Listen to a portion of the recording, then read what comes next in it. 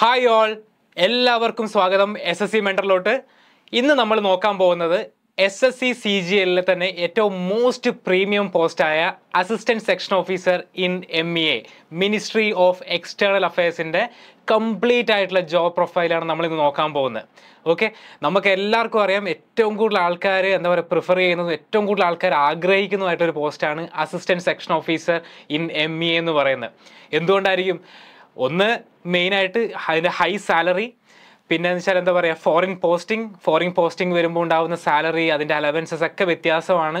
എന്തുകൊണ്ടാണ് ഇത്രയും ആൾക്കാർ ഈ ഒരു പോസ്റ്റിനെ പ്രിഫർ ചെയ്യുന്നത് എന്നുള്ളത് നമുക്ക് ഇന്ന് സ്റ്റെപ്പ് ബൈ സ്റ്റെപ്പായിട്ട് നമുക്കിന്ന് നോക്കാം. ഓക്കെ, അതിൻ്റെ എന്തൊക്കെ നമുക്ക് നോക്കണം, അതായത് ജോബ് പ്രൊഫൈൽസ്, വർക്ക് പ്രൊഫൈൽ, അങ്ങനെയുള്ള കാര്യങ്ങളൊക്കെ നമുക്ക് നോക്കാം. ഓക്കെ, നമുക്ക് സമയം കളയാതെ നമുക്ക് ഈ വീഡിയോയിലേക്ക് പോയാലോ. Okay, what we will discuss. നമ്മളിന്ന് നോക്കാൻ പോകുന്നത് അസിസ്റ്റൻറ്റ് സെക്ഷൻ ഓഫീസറിൻ്റെ ജോബ് പ്രൊഫൈൽ, അതായത് job responsibilities, work profile, work എങ്ങനെയാണ്, അതേപോലെ എങ്ങനെയൊക്കെ നമുക്ക് ഈ ജോബിലേക്ക് എത്തിച്ചേരാം, സെലക്ഷൻ പ്രോസസ്സ് എന്താണ്, അതേപോലെ ഓരോ വർഷവും എത്ര വേക്കൻസി വരും, റഫായിട്ട് നമ്മുടെ കട്ട് ഓഫ് ഏരിയയൊക്കെ നമുക്കൊന്ന് പറഞ്ഞിട്ട് പോവാം. അതേപോലെ ഏറ്റവും ഇമ്പോർട്ടൻ്റ് ആയിട്ടുള്ളത് ഫോറിൻ പോസ്റ്റിംഗ് വരുമ്പോൾ നിങ്ങളുടെ സാലറി എത്ര, അതേപോലെ നിങ്ങളുടെ അലവൻസസ് എന്തൊക്കെ, അങ്ങനെയുള്ള ഡീറ്റെയിൽസ് എൻറ്റയർലി നമുക്കിന്ന് ഡിസ്കസ് ചെയ്യാം. അതേപോലെ ഇന്ത്യയിൽ ഇരിക്കുമ്പോൾ തന്നെ ഇതിൻ്റെ സാലറി ആ സാലറി എങ്ങനെയാണ് കാൽക്കുലേറ്റ് ചെയ്യുന്നത് എന്നുള്ള ഡീറ്റെയിൽസ് ഒക്കെ നമുക്ക് ഇന്ന് പറയാൻ പറ്റും. ഏറ്റവും അവസാനമായിട്ട് പ്രൊമോഷൻ ഡീറ്റെയിൽസ്, അതായത് നിങ്ങൾ ASO ആയിട്ട് നിങ്ങൾ കയറിക്കഴിഞ്ഞാൽ പിന്നെ അടുത്ത സ്റ്റെപ്പ് ബൈ സ്റ്റെപ്പായിട്ട് നിങ്ങളുടെ പ്രൊമോഷൻ ലെവൽസ് എന്തൊക്കെയാണെന്നുള്ളതൊക്കെ ആയിരിക്കും നമ്മൾ ഈ ഒരു വീഡിയോയിൽ ഡിസ്കസ് ചെയ്യാൻ പോകുന്നത്. ഓക്കെ, നമുക്ക് പോയാലോ അടുത്ത സ്റ്റേജിലോട്ട്. ASO ഇൻ MEAയുടെ വർക്ക് പ്രൊഫൈൽ നമുക്ക് നോക്കിയാലോ. എന്താ ഇവിടെ എഴുതിയിരിക്കുന്നത്? ഏറ്റവും ഫസ്റ്റ് പോയിന്റ് എന്ന് പറയുന്നത് എന്താ? ഡെസ്ക് ജോബാണ്. ഇതൊരു കംപ്ലീറ്റ് ഡെസ്ക് ജോബാണ്. നിങ്ങളുടെ ജോബ് ടൈമിംഗ് വരുന്നത് തന്നെ മൺഡേ ടു ഫ്രൈഡേ ആയിരിക്കും നിങ്ങളുടെ വർക്ക് ടൈമിംഗ് വരുന്നുണ്ടാവുക. അതിൽ തന്നെ രാവിലെ 9 മണി തൊട്ട് ഈവനിങ് 5:30 വരെ. ഇവിടെ കൃത്യമായി എഴുതിയിട്ടുണ്ട് Monday to Friday morning 9 AM to 5:30 PM ആണ് നിങ്ങളുടെ ജോബ് ടൈമിംഗ് എന്ന് പറയുന്നത്. ഓക്കെ, ഈ ടൈമിൻ്റെ ഇടയിൽ നിങ്ങൾക്ക് ഫീൽഡ് ജോബ് ഒന്നും ഉണ്ടാവില്ല, കംപ്ലീറ്റ് ആയിട്ടുള്ള ഡെസ്ക് ജോബ് ആയിരിക്കും. ഓക്കെ, ഓഫീസിൽ എന്തൊക്കെ വർക്കാണ് നിങ്ങൾ ചെയ്യുന്നത് നമുക്ക് ജോബ് റെസ്പോൺസിബിലിറ്റീസ് നമുക്ക് നോക്കാം. ഓക്കെ, അടുത്തത് ഡൽഹി ഓർ ഫോറിൻ പോസ്റ്റിംഗ്. ഇന്ത്യയിലാണെങ്കിൽ ഓൾമോസ്റ്റ് 90% ടൈമും നിങ്ങൾ ഡൽഹിയിൽ തന്നെയായിരിക്കും. ഡൽഹിയിൽ മിനിസ്ട്രി ഓഫ് എക്സ്റ്റേണൽ അഫയേഴ്സിൻ്റെ മിനിസ്ട്രി ഓഫീസിലായിരിക്കും, ഹെഡ് ക്വാർട്ടേഴ്സിലായിരിക്കും നിങ്ങളുടെ വർക്ക് ഉണ്ടാവുക. ആഫ്റ്റർ 2 to 3 years നിങ്ങൾക്ക് ഫോറിൻ പോസ്റ്റിങ്ങിൽ നിങ്ങൾ എലിജിബിൾ ആവും. ഫോറിൻ പോസ്റ്റിംഗ് കിട്ടിക്കഴിഞ്ഞാൽ ഡിപ്പെൻഡ്സ് ഓൺ നമുക്ക് അടുത്ത സ്റ്റേജിൽ നമുക്ക് നോക്കാം.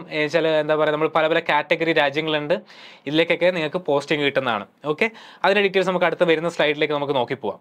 ഓക്കെ, മൂന്നാമത്തത് 30-day training at JNU, Jawaharlal Nehru യൂണിവേഴ്സിറ്റിയിലാണ് നിങ്ങളുടെ ട്രെയിനിങ് ഉണ്ടാവുക. 30 ദിവസമാണ് ASO ഇൻ MEAയുടെ അസിസ്റ്റൻറ്റ് സെക്ഷൻ ഓഫീസറായിട്ട് കയറുന്ന ആൾക്കാർക്ക് ട്രെയിനിങ് ഉണ്ടാവുക. ഓക്കെ, അപ്പോൾ അത് ഇനീഷ്യലി നിങ്ങൾക്ക് ജോയിൻ ചെയ്യുന്ന ടൈമിൽ തന്നെ നിങ്ങൾക്ക് ട്രെയിനിങ് ഉണ്ടാവില്ല. നിങ്ങൾക്ക് ഒരു ഫോറിൻ പോസ്റ്റിംഗ് ഒക്കെ റെഡി ആവുകയാണ് എങ്കിൽ ആ ഒരു ടൈമിലായിരിക്കും നിങ്ങൾക്ക് ഈ ഒരു 30 days ട്രെയിനിങ് എന്ന് പറയുന്നത്. ഓക്കെ, അത് JNUലാന്നുള്ളത് ഓർത്ത് വെക്കുക.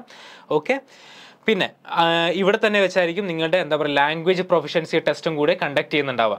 ഓക്കെ, ഡൽഹിയിലാണെങ്കിൽ ജവഹർലാൽ നെഹ്റു ഭവനിലാണ് നിങ്ങളുടെ ഓഫീസ് എന്ന് പറയുന്നത്. ഓക്കെ, ഏറ്റവും ഇമ്പോർട്ടൻ്റ് നോ ഇൻട്രാക്ഷൻ വിത്ത് പബ്ലിക്കുമായിട്ട് യാതൊരു ഇൻട്രാക്ഷനും ഇല്ല. ഓക്കെ, വർക്ക് ടൈം നമ്മൾ ഓൾറെഡി ഡിസ്കസ് ചെയ്തതാണ്. മൺഡേ ടു ഫ്രൈഡേ ആണ്, morning 9 AM to evening 5:30 PM. Okay, complete ആയിട്ട് വളരെ സെറ്റിൽഡായിട്ട് സ്റ്റേബിളായിട്ട് വർക്ക് ചെയ്യാൻ പറ്റുന്ന ആൾക്കാർ, അങ്ങനെ ആഗ്രഹിക്കുന്ന ആൾക്കാരൊക്കെ ഉണ്ടാവും. ഓക്കെ, അവർക്കൊക്കെ പറ്റുന്നൊരു ജോബാണ്. ഓക്കെ, ഏത് ASO ഇൻ MEA എന്ന് പറയുന്നത്. ഓക്കെ, അടുത്ത സ്ലൈഡിലോട്ട് പോയാലോ. ASO ഇൻ MEAയുടെ ജോബ് റെസ്പോൺസിബിലിറ്റീസ് നമുക്ക് നോക്കിയാലോ. ഏറ്റവും ഫസ്റ്റായിട്ട് file work and document management. File work and document management ആയിരിക്കും നിങ്ങളുടെ പ്രൈമറി വർക്ക് എന്ന് പറയുന്നത്. അതായത് നോട്ട് ചെയ്യുക, ഡ്രാഫ്റ്റ് ചെയ്യുക എന്നുള്ള തുടങ്ങിയ കാര്യങ്ങളൊക്കെ ആയിരിക്കും നിങ്ങൾ ഇവിടെ ചെയ്യുന്നുണ്ടാവുക. അടുത്തത് പാർലമെൻ്ററി വർക്ക്സ്. അതായത് നിങ്ങൾക്കറിയായിരിക്കും പാർലമെൻ്ററി സെഷൻസ് ഉണ്ടാകുന്ന സമയത്ത് തന്നെ പ്രതിപക്ഷവും അതുപോലെ ഭരണപക്ഷവും പരസ്പരം ചോദ്യങ്ങൾ ചോദിക്കും. ഓക്കെ, അപ്പോൾ നിങ്ങളുടെ മിനിസ്റ്ററിനെ, നിങ്ങൾ റെസ്പെക്റ്റീവ് ആയിട്ടുള്ള നിങ്ങളുടെ മിനിസ്റ്ററിനെ അസിസ്റ്റ് ചെയ്യുക എന്നുള്ളതായിരിക്കും നിങ്ങളുടെ ഈ ഒരു വർക്ക് എന്ന് പറയുന്നത്. അതായത് ഈ ഒരു ചോദ്യങ്ങൾ ഉണ്ടാക്കുന്ന സമയത്ത് തന്നെ അതിന് കൃത്യമായിട്ടുള്ള ആൻസേഴ്സ് ഫ്രെയിം ചെയ്യുക എന്നുള്ളതായിരിക്കും നിങ്ങളുടെ വർക്ക് എന്ന് പറയുന്നത്. അടുത്തത് communication and coordination with Indian embassies. നിങ്ങൾക്കറിയായിരിക്കും ഇന്ത്യയുടെ എംബസീസ് പല രാജ്യത്തും ഉണ്ട്. അപ്പോൾ നിങ്ങളായിരിക്കും, അതായത് അസിസ്റ്റൻറ്റ് സെക്ഷൻ ഓഫീസേഴ്സ് ആയിരിക്കും ഡൽഹിയിലുള്ള ഹെഡ് ക്വാർട്ടേഴ്സും അതുപോലെ ഇന്ത്യൻ എംബസീസും തമ്മിലുള്ള ലിങ്ക് എന്ന് പറയുന്നത്. ഓക്കെ, അവരുടെ വർക്ക് സ്മൂത്ത് ആക്കുക, അല്ലെങ്കിൽ അവർക്ക് എന്തെങ്കിലും കൺസേൺസ് ഉണ്ടെങ്കിൽ അത് അഡ്രസ്സ് ചെയ്യുക എന്നുള്ളതൊക്കെ ആയിരിക്കും നിങ്ങളുടെ കൃത്യമായിട്ടുള്ള വർക്ക് റെസ്പോൺസിബിലിറ്റി എന്ന് പറയുന്നത്. നാലാമത്തത് അഡ്മിനിസ്ട്രേറ്റീവ് സപ്പോർട്ടാണ്. അഞ്ചാമത്തത് managing protocol and diplomatic affairs. Ministry of external അഫയേഴ്സിന് കൃത്യമായിട്ടുള്ള ഡിപ്ലോമാറ്റിക് എന്താ പറയുക പ്രോട്ടോകോൾ ഉണ്ട്. ഈ പ്രോട്ടോകോൾ കൃത്യമായി പാലിക്കുന്നുണ്ടോ എന്നുള്ളത് നിങ്ങൾ എൻഷുർ ചെയ്യണം. ഓക്കെ, കാരണം ഇവിടുന്ന് ഇന്ത്യയിൽ നിന്ന് ഒരു എന്താ പറയുക ഒരു VIP വേറൊരു രാജ്യത്തോട്ട് പോവുകയാണ്. അപ്പോൾ അങ്ങനെയാണെങ്കിൽ കൃത്യമായിട്ടുള്ള ആ പ്രോട്ടോകോൾ മെയിൻറ്റെയിൻ ചെയ്തുകൊണ്ടാണോ കാര്യങ്ങൾ പോകുന്നത്, അല്ലെങ്കിൽ അത് കൃത്യമായിട്ട് ആ ഒരു റണ്ണിങ് കൃത്യമായിട്ട് സ്മൂത്ത് ആക്കുക എന്നുള്ളതായിരിക്കും നിങ്ങളുടെ മെയിൻ ആയിട്ടുള്ള ഡ്യൂട്ടി എന്ന് പറയുന്നത്. Is that clear? Okay. Selection process. Okay, selection is through SSC CGL.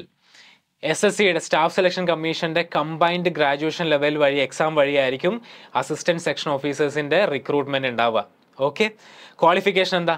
ഏതൊരു ഗ്രാജുവേറ്റിനും നിങ്ങളുടെ ഏജ് 20 to 30 ഇടയിലാണ് എങ്കിൽ നിങ്ങൾക്കിത് അപ്ലൈ ചെയ്യാം. ഇവിടെ 20 to 30 എന്ന് പറയുന്നത് ജനറൽ കാറ്റഗറിയുടെ ഏജാണ്, ജനറൽ ഏജാണ് എന്ത് ഞാനീ പറഞ്ഞ 20 to 30 എന്ന് പറയുന്നത്. ഓക്കെ, OBC ആണെങ്കിൽ നിങ്ങൾ OBC ആണെങ്കിൽ 3 വർഷം വരെ നിങ്ങൾക്ക് റിലാക്സേഷൻ കിട്ടും. അതേപോലെ നിങ്ങൾ SC or ST ഒക്കെ ആണെങ്കിൽ 5 വർഷം വരെ നിങ്ങൾക്ക് റിലാക്സേഷൻ കിട്ടും. ഓക്കെ, ഇൻ ജനറൽ 20 വയസ്സ് തൊട്ട് 30 വയസ്സ് വരെ ഇടയിലുള്ള ഒരു പ്രായക്കാരാണ് നിങ്ങളെങ്കിൽ നിങ്ങൾ ഗ്രാജുവേറ്റ് ആണെങ്കിൽ you are eligible for SSC CGL. SSC CGL വഴിയായിരിക്കും അസിസ്റ്റൻറ്റ് സെക്ഷൻ ഓഫീസർ ഇൻ MAയുടെ റിക്രൂട്ട്മെൻറ്റ് നടക്കുന്നുണ്ടാവുക. Okay, vacancies. ഒരു വർഷം എത്രത്തോളം വേക്കൻസീസ് MAയിലേക്ക് വരും SSC CGL വഴി? ഓക്കെ, അപ്രോക്സിമേറ്റ്ലി ഒരു 50 to 80 മാക്സിമം 100 വേക്കൻസീസ് ഒക്കെയാണ്. ഇത് വേരി ചെയ്യും. ഓക്കെ, ഞാൻ ഓൺ ആൻ ആവറേജ് ആണ് ഞാൻ ഈ പറയുന്നത്. പക്ഷേ ഓൺ ആൻ ആവറേജ് 50 to 80, ചിലപ്പോൾ അത് 100+ പോവാറുണ്ട്. അപ്പോൾ എല്ലാ വർഷവും എന്താ പറയുക അപ്രോക്സ് 50 to 80 വേക്കൻസീസ് റിപ്പോർട്ട് ചെയ്യുന്നതാണ് assistant section officer in MA എന്ന് പറയുന്നത്. ഓക്കെ, ഫോറിൻ പോസ്റ്റിംഗ് വളരെ ഇമ്പോർട്ടൻ്റ് ആയിട്ടുള്ള കാര്യമാണ്. നിങ്ങൾ ഏറ്റവും കൂടുതൽ ആഗ്രഹിച്ച ഒരു കാര്യമായിരിക്കും ഫോറിൻ പോസ്റ്റിംഗ് എന്ന് വെച്ചാൽ എങ്ങനെയാണ്, എന്താണ് ഇത്, ഏതൊക്കെ രാജ്യത്തോട്ടാണ് പോസ്റ്റിംഗ് കിട്ടുക, അതേപോലെ ഈ സമയത്ത് ഉണ്ടാകുന്ന നിങ്ങളുടെ സാലറി എന്താ, ഇതിൻ്റെ അലവൻസസ് ഒക്കെ എന്തൊക്കെയായിരിക്കുന്നതായിരിക്കും നിങ്ങൾ മെയിനായിട്ട് നിങ്ങൾ ഉദ്ദേശിക്കുന്നുണ്ടാവുക. ഓക്കെ, നമ്മുടെ മിനിസ്ട്രി ഓഫ് എക്സ്റ്റേണൽ അഫയേഴ്സ് നമ്മുടെ രാജ്യങ്ങളെ തന്നെ പല പല കാറ്റഗറി ആയിട്ട് ഡിവൈഡ് ചെയ്തിട്ടുണ്ട്. ഓക്കെ, നമുക്ക് നോക്കിയാലോ. ഹാർഡ് സി കാറ്റഗറിയിലാണ്, അതായത് കുറച്ചും കൂടി ഡിഫിക്കൽട്ട് ആയിട്ടുള്ള രാജ്യങ്ങൾ, ചിലപ്പോൾ യുദ്ധ സാഹചര്യങ്ങളോ അല്ലെങ്കിൽ ടെററിസം ഒക്കെ കുറച്ചും കൂടി ഉള്ള രാജ്യങ്ങളൊക്കെ ആയിരിക്കും ഈ ഹാർഡ് സി കാറ്റഗറിയിൽ ഗവൺമെൻറ് ഇൻക്ലൂഡ് ചെയ്തിട്ടുണ്ടാവുക. അതിലാണ് എന്ത് വരുന്നത്, കാബൂൾ, ഡമാസ്കസ്, കാണ്ടഹാർ എന്ന് തുടങ്ങിയ രാജ്യങ്ങളൊക്കെ വരുന്നത് ഹാർഡ് സി കാറ്റഗറിയിലാണ്. അതിൻ്റെ മുകളിലാണ് C category, Thimphu, Kuwait, Bangkok. നിങ്ങൾക്ക് രാജ്യങ്ങൾ നോക്കിയാൽ അറിയാം എത്രത്തോളം സ്റ്റേബിൾ ആയിട്ടുള്ള സിറ്റീസ് ആണ് അത് എന്നുള്ളത് നിങ്ങൾക്ക് ഇപ്പം മനസ്സിലാവും. ഓക്കെ, ബി കാറ്റഗറിയിൽ ചിക്കാഗോ, വാർഷോ, സൂറിച്ച്, സിഡ്നി, അതുപോലുള്ള കുറച്ചും കൂടി ഹയർ ക്ലാസ് സിറ്റീസിലേക്ക് നമ്മൾ എത്തി. ഓക്കെ, എ കാറ്റഗറി സിറ്റീസ് എന്ന് പറയുന്നത് ഏറ്റവും വൺ ഓഫ് ദി പ്രീമിയം സിറ്റീസായ London, Paris, Madrid, Mexico, Tokyo തുടങ്ങിയ സിറ്റീസ് ആയിരിക്കും എ കാറ്റഗറി. എ പ്ലസ് കാറ്റഗറിയിലാണ് ന്യൂയോർക്ക്, ടൊറൻറ്റോ, വാഷിങ്ടൺ DC എന്ന് പറയുന്ന ഏറ്റവും പ്രീമിയം സിറ്റീസൊക്കെ, നിങ്ങൾ ഏറ്റവും കൂടുതൽ വർക്ക് ചെയ്യാൻ ആഗ്രഹിക്കുന്ന സിറ്റീസൊക്കെ വരുന്നത് A+ കാറ്റഗറിയിലാണ്. ഓക്കെ, അപ്പോൾ പോസ്റ്റിംഗ് ഉണ്ടാകുന്ന സമയത്ത് തന്നെ നിങ്ങൾക്ക് ഞാൻ പറഞ്ഞു നിങ്ങൾ അസിസ്റ്റൻറ്റ് സെക്ഷൻ ഓഫീസറായിട്ടായിരിക്കും നിങ്ങൾ ജോയിൻ ചെയ്യുന്നുണ്ടാവുക. നിങ്ങൾക്കൊരു 3 വർഷം വരെ നിങ്ങൾ ഡൽഹിയിൽ സ്ഥിരമായിട്ടായിരിക്കും നിങ്ങൾക്ക് പോസ്റ്റിംഗ് ഉണ്ടാവുക. 3 വർഷം കഴിയുമ്പോൾ നിങ്ങൾക്ക് ഇനീഷ്യലി 30 ദിവസത്തെ ട്രെയിനിങ് ഉണ്ടാവും. എവിടെ? ജവഹർലാൽ നെഹ്റു യൂണിവേഴ്സിറ്റിയിലായിരിക്കും നിങ്ങൾ ട്രെയിനിങ് ഉണ്ടാവുക. അവിടെ വെച്ച് ലാംഗ്വേജ് പ്രൊഫഷൻസി ടെസ്റ്റ് നിങ്ങൾ പാസ്സായി കഴിഞ്ഞാൽ U are eligible four foreign posting കിട്ടിക്കഴിഞ്ഞാൽ ഇനീഷ്യലി നമുക്ക് A+ കാറ്റഗറി കിട്ടാൻ നമുക്ക് നോക്കണ്ട. ഇനീഷ്യലി നിങ്ങൾക്ക് കിട്ടുന്നത് ചിലപ്പോൾ ഒന്നെങ്കിൽ ഹാർഡ് സി അല്ലെങ്കിൽ C അല്ലെങ്കിൽ B കാറ്റഗറിയിലൊക്കെ ആയിരിക്കും നിങ്ങളുടെ ഇനീഷ്യൽ പോസ്റ്റിംഗ് ഉണ്ടാവുക, ഡിപ്പെൻഡ്സ് ഓൺ വേക്കൻസി. ഓക്കെ, അപ്പോൾ അത് പിന്നെ നിങ്ങളുടെ എക്സ്പീരിയൻസ് അനുസരിച്ച് നിങ്ങളുടെ നിങ്ങളുടെ ഒരു കഴിവ് അനുസരിച്ചായിരിക്കും നിങ്ങളുടെ B category, A category, A+ category എന്നൊക്കെ പറഞ്ഞിട്ട് നിങ്ങൾ മുകളിലേക്ക് പോകുന്നുണ്ടാവുക. ഓക്കെ, ഇതാണ് രാജ്യങ്ങളുടെ അല്ലെങ്കിൽ സിറ്റീസിൻ്റെ കാറ്റഗറൈസേഷൻ എന്ന് പറയുന്നത്. Foreign allowances. ഫോറിനിൽ നിങ്ങൾക്ക് പോസ്റ്റിംഗ് കിട്ടിക്കഴിഞ്ഞാൽ നിങ്ങൾക്ക് എന്തൊക്കെയാണ് നിങ്ങളുടെ അലവൻസസ്, നിങ്ങൾക്ക് എന്തൊക്കെയായിരിക്കും നിങ്ങൾക്ക് പേർക്സ് കിട്ടാനുണ്ടാവുക. ഓക്കെ, നോക്കിയാലോ. ഏറ്റവും first, salary depends on country to country. നമ്മൾ റഫ്ലി പറയും, നമ്മൾ പുറത്തേക്ക് പോയി കഴിഞ്ഞാൽ 4 ലക്ഷം 5 ലക്ഷമൊക്കെ ആയിരിക്കും നിങ്ങളുടെ സാലറി എന്നൊക്കെ നമ്മൾ പറയും. പക്ഷെ അങ്ങനെയല്ല. ഞാൻ ഓൾറെഡി പറഞ്ഞ പോലെ നിങ്ങളുടെ നിങ്ങൾക്ക് ഏത് കൺട്രിയിലാണോ പോസ്റ്റ് ചെയ്യുന്നത്, അതായത് ഹാർഡ് സിയിലാണോ അല്ലെങ്കിൽ സിയോ ബിയോ ഏത് തരത്തിലുള്ള രാജ്യത്താണോ നിങ്ങൾക്ക് പോസ്റ്റിംഗ് കിട്ടുന്നത്, ആ കൺട്രിയുടെ ഇൻഫ്ലേഷനും അവിടുത്തെ സ്റ്റാൻഡേർഡ് ഓഫ് ലിവിംഗ് ഒന്ന് കൺസിഡർ ചെയ്തിട്ടായിരിക്കും നിങ്ങളുടെ സാലറി ഡിറ്റർമിൻ ചെയ്യുന്നുണ്ടാവുക. പക്ഷേ ഓൺ ആൻ ആവറേജ് ഏറ്റവും സ്റ്റാർട്ടിങ് തന്നെ നിങ്ങൾക്ക് റഫ്ലി ഒരു 2 to 2.5 lakhs ഒക്കെ ആയിരിക്കും നിങ്ങൾക്ക് ഏറ്റവും ഇനീഷ്യൽ സാലറി എന്ന് പറയുന്നത് ഫോറിൻ പോസ്റ്റിംഗ് കിട്ടിക്കഴിഞ്ഞാൽ. ഓക്കെ, പക്ഷേ അത് ഏറ്റവും ടോപ്പ് മോസ്റ്റ്, അതായത് A+ കാറ്റഗറിയിലൊക്കെ പോകുന്ന സമയത്ത് it can go up to 4 to 5 lakhs. Okay, അത് എന്താ പറയുക, നിങ്ങളുടെ കുറച്ചും കൂടെ നിങ്ങളുടെ എക്സ്പീരിയൻസ് ഒക്കെ അനുസരിച്ചായിരിക്കും നിങ്ങൾക്ക് കിട്ടുന്നുണ്ടാവുക. ഓക്കെ, പക്ഷേ ഇനീഷ്യലി നിങ്ങൾക്ക് ഫോറിൻ പോസ്റ്റിംഗ് കിട്ടുമ്പോൾ മിനിമം 2 to 2.5 lakhs ഷുവറായിട്ട് നിങ്ങൾക്ക് കിട്ടുന്നതാണ്. ഓക്കെ, ഞാൻ നേരത്തെ പറഞ്ഞ പോലെ after 2 to 3 years you will be eligible for എന്ത് ഫോറിൻ പോസ്റ്റിങ്ങിന് നിങ്ങൾ എലിജിബിൾ ആവും. ഒരു 2 to 3 വർഷം കഴിയുമ്പോൾ നിങ്ങൾക്ക് എലിജിബിൾ ആവും. Minimum 3 years in A country, അതായത് നിങ്ങൾക്ക് പോസ്റ്റിംഗ് കിട്ടിക്കഴിഞ്ഞാൽ നിങ്ങൾക്ക് ഒരു മിനിമം ഒരു 3 വർഷമെങ്കിലും ആ രാജ്യത്ത് നിൽക്കേണ്ടി വരും. ഓക്കെ, ഇതാണ് അടുത്ത point. 3 BHK flat or 5-star facility, hotel facility നിങ്ങൾക്ക് ഉണ്ടാവും. അക്കോമഡേഷൻ്റെ കാര്യം പറയുമ്പോൾ നിങ്ങൾക്ക് ഒരു 3 BHK ഫ്ലാറ്റ് നിങ്ങൾക്ക് കിട്ടും. അഥവാ അത് അവൈലബിൾ ആക്കാൻ സാധിച്ചിട്ടില്ല എങ്കിൽ നിങ്ങൾക്ക് 5-star ഹോട്ടൽ ഫെസിലിറ്റി വരെ ഗവൺമെൻറ് ഓഫ് ഇന്ത്യ പ്രൊവൈഡ് ചെയ്യുന്നതാണ്. ഓക്കെ, അടുത്തത് educational benefits in best schools. നിങ്ങളെ ഫോറിൻ പോസ്റ്റിംഗ് ഒക്കെ കിട്ടിക്കഴിഞ്ഞാൽ നിങ്ങളെ ഫാമിലിനെ കൊണ്ടുപോവുകയാണെങ്കിൽ, നിങ്ങൾക്ക് കുട്ടികളുണ്ട് എങ്കിൽ കുട്ടികൾക്ക് വേണ്ട ഏറ്റവും മികച്ച educational facilities government of India provide ചെയ്യുന്നതാണ്. ഓക്കെ, അതായത് അവിടുത്തെ ഏറ്റവും ബെസ്റ്റ് സ്കൂളിലായിരിക്കും നിങ്ങളുടെ കുട്ടികൾക്കുള്ള അഡ്മിഷൻസ് റെഡിയാക്കി തരിക. ഓക്കെ, അതേപോലെ ബെസ്റ്റ് മെഡിക്കൽ ഫെസിലിറ്റീസ്, അതായത് നിങ്ങൾക്കും നിങ്ങളുടെ ഫാമിലിക്കും ഏറ്റവും മികച്ച മെഡിക്കൽ ഫെസിലിറ്റീസ് ആയിരിക്കും ഗവൺമെൻറ് പ്രൊവൈഡ് ചെയ്യുന്നുണ്ടാവുക. ഓക്കെ, അടുത്തത് സാലറി. ഓക്കെ, ഇന്ത്യയിലാണ് എങ്കിൽ, അതായത് ഇനീഷ്യലി നിങ്ങൾ ASO ആയിട്ട് നിങ്ങൾക്ക് അപ്പോയിൻമെൻറ്റ് കിട്ടിക്കഴിഞ്ഞാൽ നിങ്ങളുടെ ഇനീഷ്യൽ സാലറി എത്രയായിരിക്കും, അതെങ്ങനെയാണ് കാൽക്കുലേറ്റ് ചെയ്യുന്നത്. ഓക്കെ, ഇത് ഞാൻ ഡൽഹിയിൽ പോസ്റ്റിംഗ് ഉണ്ടാകുന്ന സമയത്തുള്ള കാര്യമാണ് ഞാനീ പറയുന്നത്. ഓക്കെ, നമുക്ക് നോക്കിയാലോ. ASO ഇൻ MA എന്ന് പറയുന്നത് ഈസ് എ ലെവൽ 7 പോസ്റ്റാണ്. ലെവൽ 7 പോസ്റ്റാണ് എന്ത് ASO ഇൻ MA എന്ന് പറയുന്നത്. ASO ഇൻ MAയുടെ ഇപ്പോഴത്തെ 7th പേ കമ്മീഷൻ പ്രകാരം ബേസിക് പേ എന്ന് പറയുന്നത് 44,900 ആണ് എന്ത് നിങ്ങളുടെ അസിസ്റ്റൻറ്റ് സെക്ഷൻ ഓഫീസറിൻ്റെ ബേസിക് പേ എന്ന് പറയുന്നത്.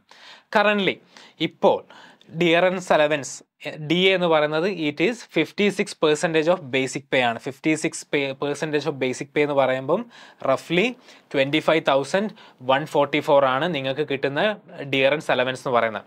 ഓക്കെ, അപ്പോൾ ബേസിക് അലവൻസ് കിട്ടും, അതിൻ്റെ കൂടെ എന്തുണ്ട്, ഡിയറൻസ് അലവൻസ് കിട്ടും.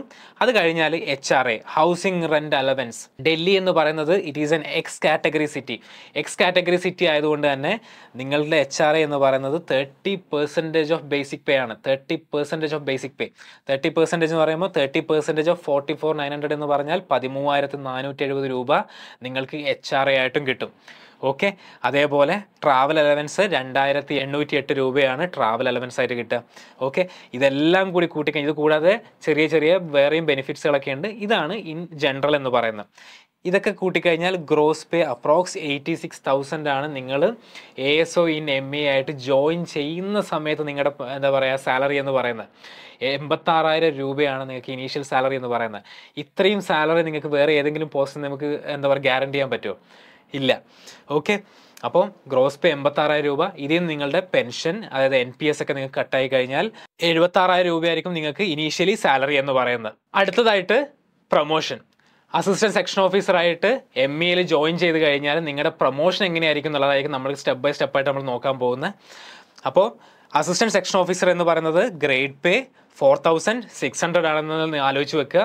നിങ്ങൾക്കൊരു 4 to 5 വർഷം കൊണ്ട് നിങ്ങൾക്ക് എന്താ പറയുക ഡിപ്പാർട്ട്മെൻറ്റിലെ ടെസ്റ്റൊക്കെ എഴുതി കഴിഞ്ഞാൽ നിങ്ങൾക്ക് എന്തായിട്ട് പ്രൊമോഷൻ കിട്ടും, സെക്ഷൻ ഓഫീസറായിട്ട് നിങ്ങൾക്ക് പ്രൊമോഷൻ കിട്ടും.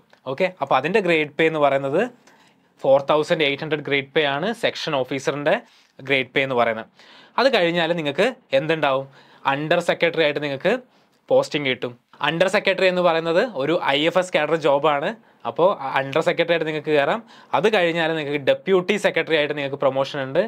അപ്പോൾ അത് കഴിഞ്ഞാൽ നിങ്ങൾക്ക് ഡയറക്ടർ ആവാനുള്ള പോസ്റ്റ് ഉണ്ട്. ജനറലി ഇതാണ് നിങ്ങളുടെ പ്രൊമോഷൻ ലെവലെങ്കിലും ജനറലി എല്ലാവരും അണ്ടർ സെക്രട്ടറി വരെയാണ് എത്താറ്.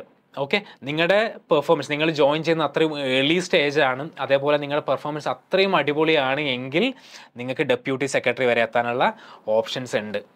ഓക്കെ, അപ്പോൾ ഇതാണ് ASO ഇൻ MAയുടെ പ്രൊമോഷൻ ഹൈറാർക്കി എന്ന് പറയുന്നത്. അപ്പോൾ SSC CGL പഠിക്കുന്ന ഉദ്യോഗാർത്ഥികളാണ് നിങ്ങളെങ്കിൽ ASO ഇൻ MA തന്നെ എയിം ചെയ്ത് പഠിക്കുക. ഏറ്റവും അടിപൊളി ജോബാണ്, ഏറ്റവും ഗ്ലാമറസ് പോസ്റ്റാണ്. അതുകൊണ്ട് തന്നെ ഇത് തന്നെ കണ്ട് നിങ്ങളുടെ ഡ്രീം പോസ്റ്റ് ഇത് തന്നെ ആക്കി, നിങ്ങൾ എന്താ പറയുക, നിങ്ങളൊരു ഡെസ്ക് ജോബാണ് നിങ്ങൾ നോക്കുന്നത്, നിങ്ങൾക്ക് ഫീൽഡ് ജോബ് ഇഷ്ടമല്ല, അതേപോലെ ഫോറിൻ പോസ്റ്റിംഗ് ഇഷ്ടമാണെങ്കിൽ ഇത് തന്നെ നിങ്ങൾ എയിം ചെയ്യുക. ഇത് വേണ്ടി കൃത്യമായിട്ട് പ്രിപ്പയർ ചെയ്ത് കഴിഞ്ഞാൽ ഉറപ്പായിട്ട് നിങ്ങൾക്ക് ഇത് ക്രാക്ക് ചെയ്യാൻ പറ്റുന്ന കാര്യമുള്ളൂ.